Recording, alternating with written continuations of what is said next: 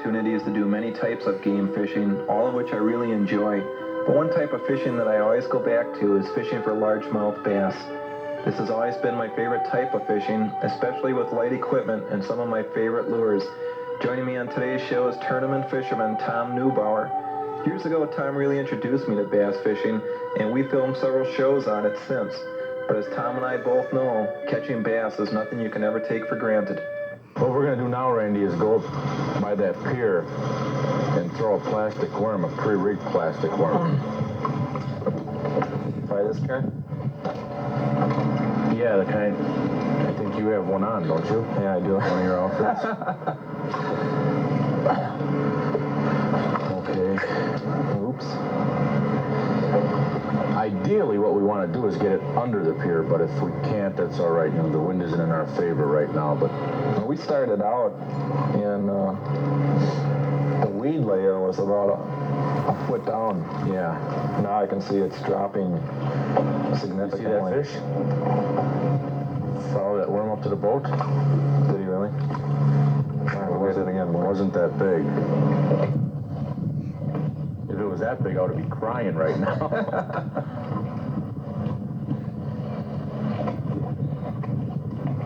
Yeah, it's interesting to emphasize the fact that as big as this lake is, we're going along the shoreline, we're going along people's docks.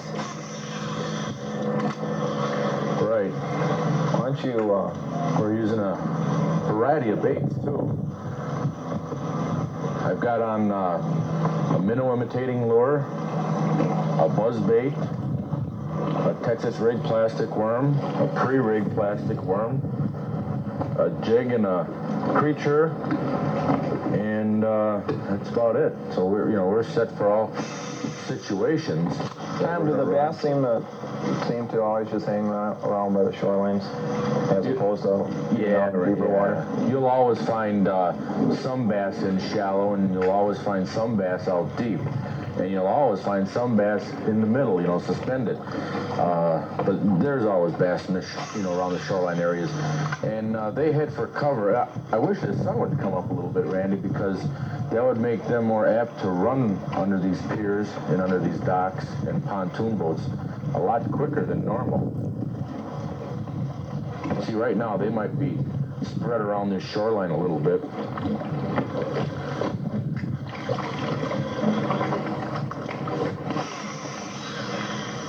Now we are halfway into June, and the cold weather's stuck with us. Yeah. Pretty long this year. Where are they as far as spawning? Well, they're done spawning in this lake. Last week I had seen a few spawning bass out here, but they're all done now. And you'll find a lot of bass on the flats, such as we're on, these shallow tapering flats. Randy, right out here, see where this buoy is out behind us?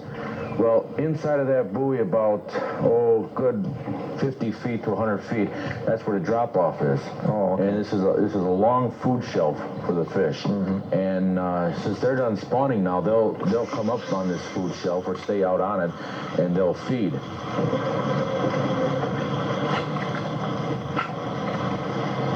Now also, for the past week, we've been having some real hot weather. Yeah. Today may be a little cooler. Yeah. It's overcast and it could conceivably rain. How's that going to affect the fish? I'll tell you. Will that slow them down? Well, I don't think the bass care if it rains because they're all wet anyway. But it might have a negative effect. Will the temperature change? No, it won't. There's not, an extreme temperature change right now, so it won't affect them greatly. If the barometer is falling, that's good. The change in the barometer will actually, get those fish a little aggressive. It does something to their bladder or something. I don't know. It's one of those scientific theories that, you always read about and you wonder what the heck are they talking about. But, no, the change in the barometer does affect bass and all fish. And a dropping barometer is good. Oh.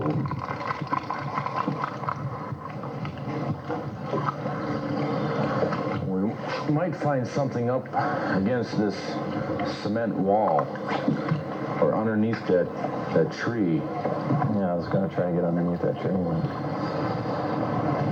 That plastic worm that you gave me a couple years ago. I only gave you one?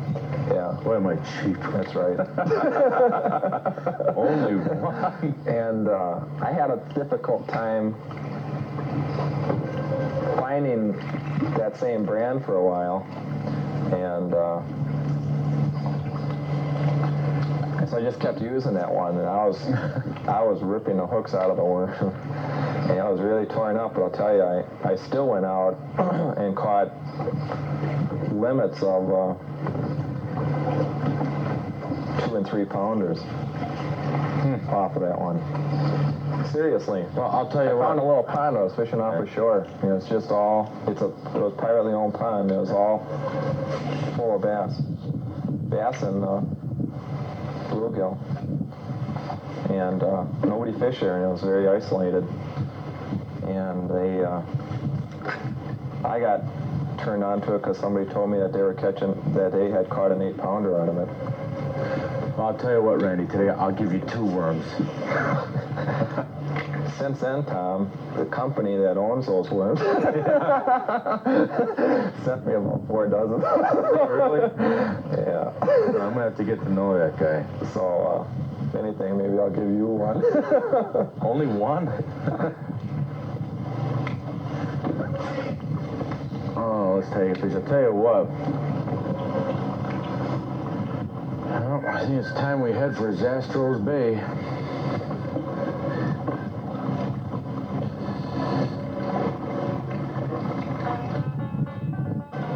I don't know who Zastro was. Maybe it was a friend of Isaac Walton, but we might be able to find some fish in there.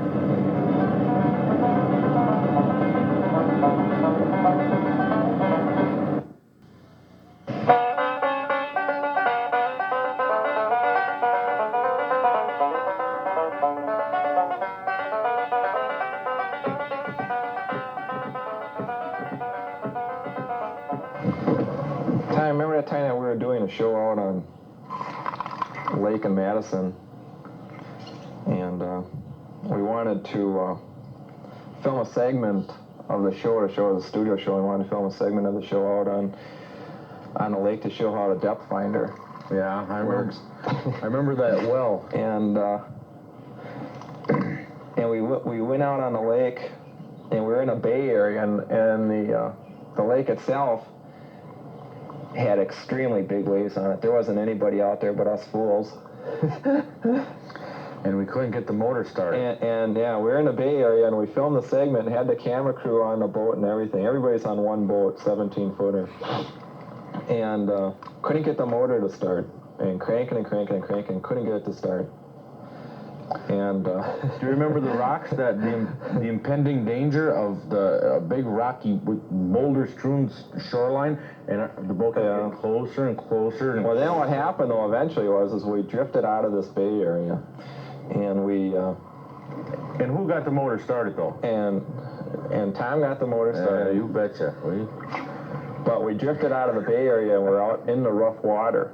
And we're being thrown all around in the rough water already. By the time you got the motor started, and you got the motor started, and the motor was cranked real tight, and you had it, and you had the thing fully gunned down, so that as soon as you started it, the thing took off and started to go around in circles. And the cable was and so the steering was really tight because it was a brand new boat and it hadn't been adjusted yet. And the steering was really tight on it, and we were flying around in circles and high waves, and we couldn't get the thing to go straight.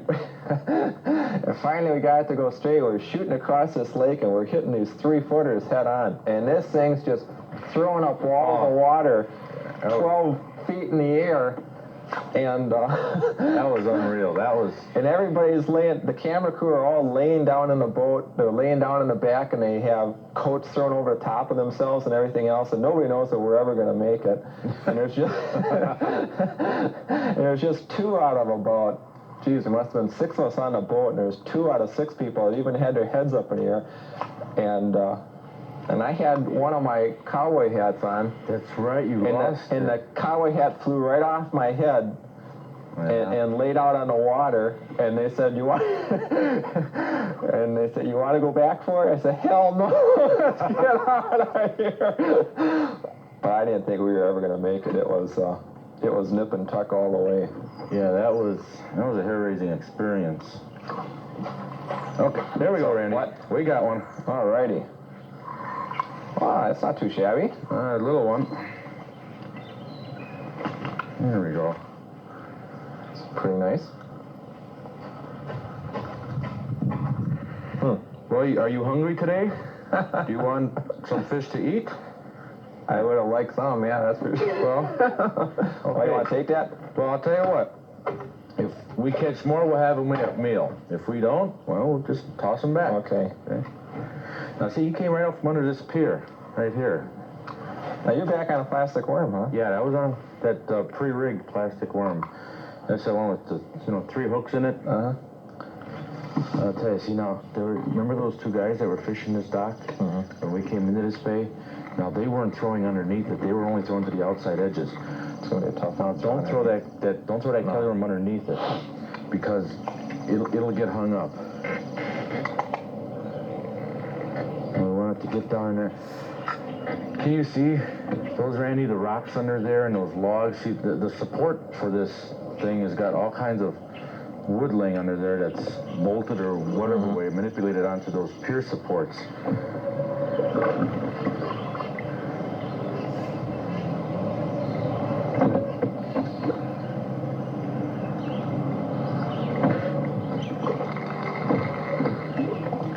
And, it's funny, but you can work this close to these piers. If there's bass under there, it doesn't bother them. You can get this close.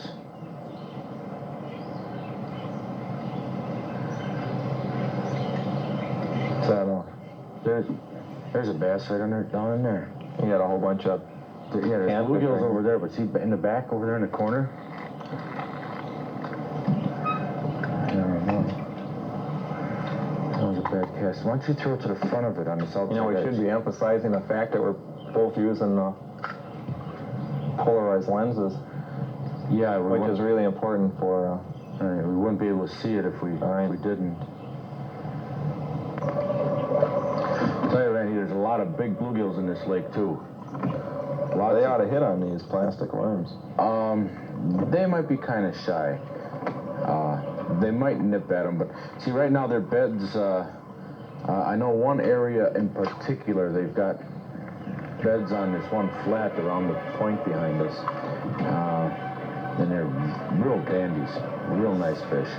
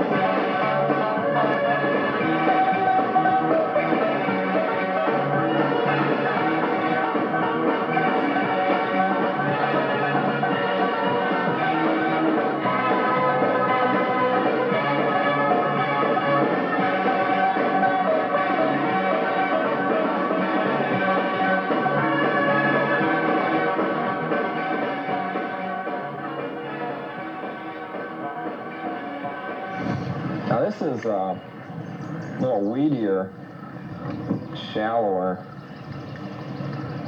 I think what I'm going to try to do is use this buzzbait in here, Tom. Yeah, that's an effective bait. It's very good for catching weeds. Yeah, it's definitely catching weeds. Just got to play it just right. Yeah, there's bass in this area. There's carp in here now. Not that the bass have already spawned out, but there's still bass present. Not as many as there were, let's say, 2 weeks ago, but there's still bass here. I would suggest if you cast along this weed edge, and bring it parallel with the weed edge. Buzzbait. Some, you know, if there's a bass laying in there, you might, you know, come out and nail it. I can see some ripple action there already.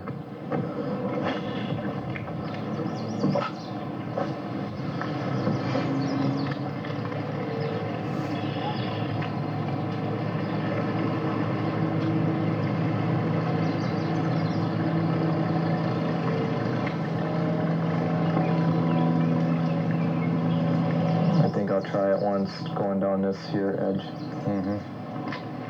That's just what I was gonna do. So go ahead. You can...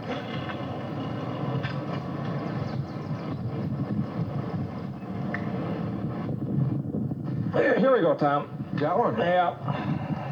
All right. Well, he just sucked that buzzer right in, didn't he? Yeah.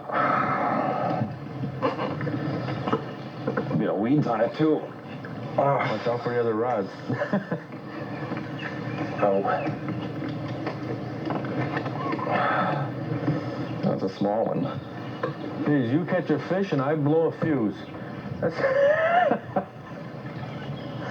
Sometimes that'll happen with these trolling motors when you're in heavy weeds like this. It binds up. That's a nice fish. Not no monster, but no. It's a nice fish. He's got himself hooked really good. Does he? Watch your foot, Randy. I think I want to let this one go, Tom.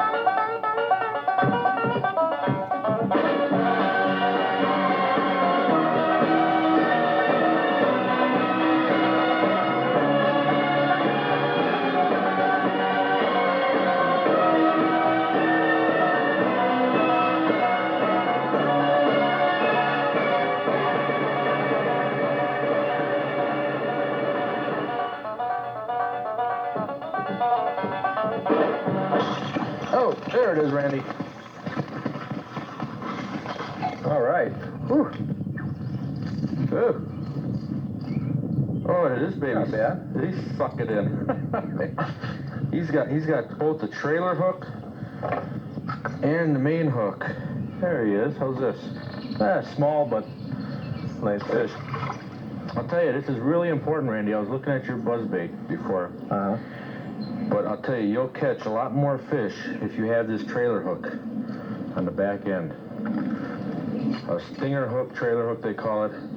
Oh, okay, really important. Okay. It really is. Is that what you hit him on? That was the second hook? No, he had both of them that time. He was pretty aggressive, but many times it happens that's the only hook that you'll have in them, is that last hook, that trailer hook. As a matter of fact, I'd say as many as 50% of the fish you catch on a buzzbait will be on the trailer hook. That many. You could miss 50% of your fish by using a buzzbait by not using it.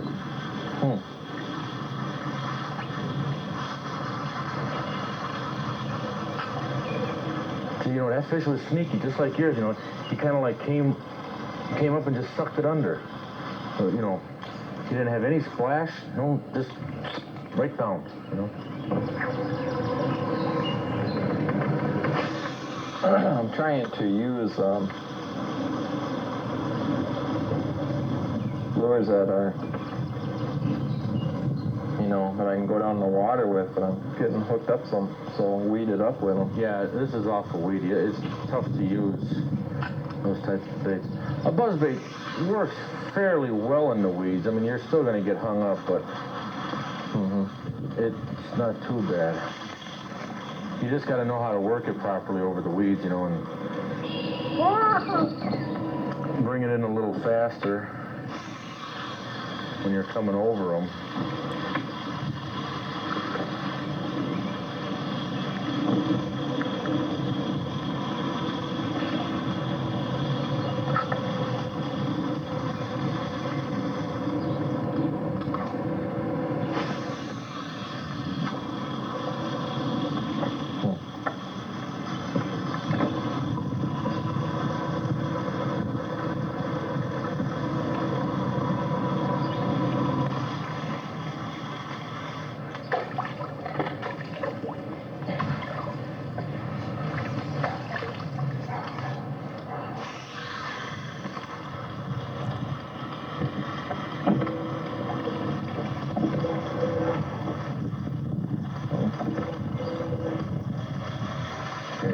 Well, Tom.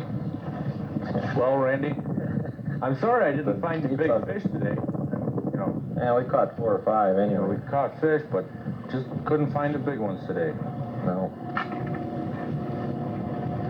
I guess if we found them every day in quantities, fishing wouldn't be fun anymore, right?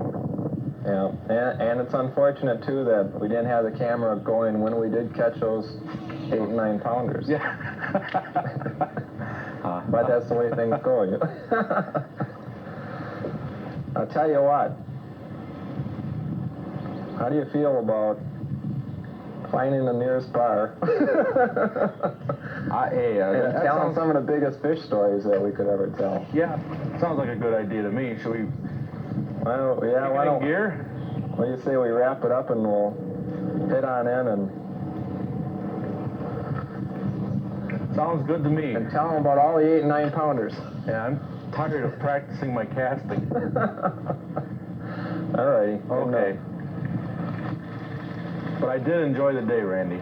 Well, I enjoyed it too, Tom. It was fun going out with you, and bass fishing has always been one of my favorites, so we'll just have to do it again sometime.